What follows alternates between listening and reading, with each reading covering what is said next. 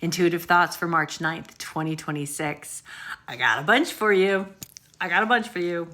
There was a lot that came in, both last night and my drive home yesterday.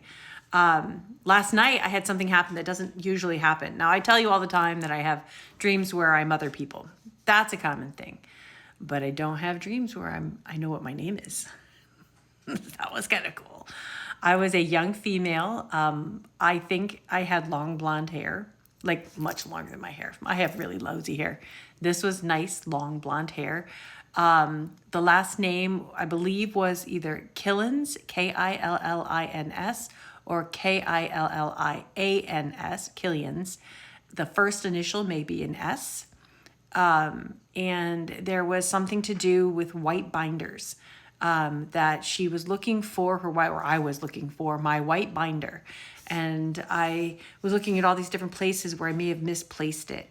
I didn't necessarily feel like it was a school binder. I felt like it was something that I had put a lot of different things in. But there were other school-aged people that had their binders put up. So I looked in different places. I was looking where I may have left it. I looked in a locker room type, bathroom type thing. I was looking and I was frantic. I was trying to find it because I needed it, or I didn't want somebody else to find it, or it was something along that line. But it was a panicky kind of feeling. But I can remember looking down. I had really, really straight, thick, blonde hair.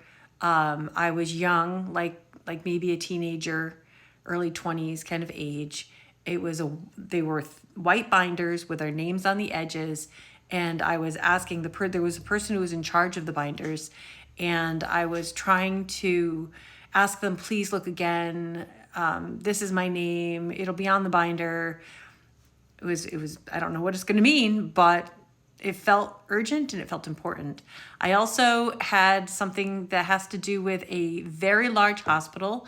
Somebody had told me, this was in a dream, that it was one of the largest hospitals in the country, and I was urgently trying to get out of there. I don't know if it's going to make a difference, but there was a donut shop that was in there.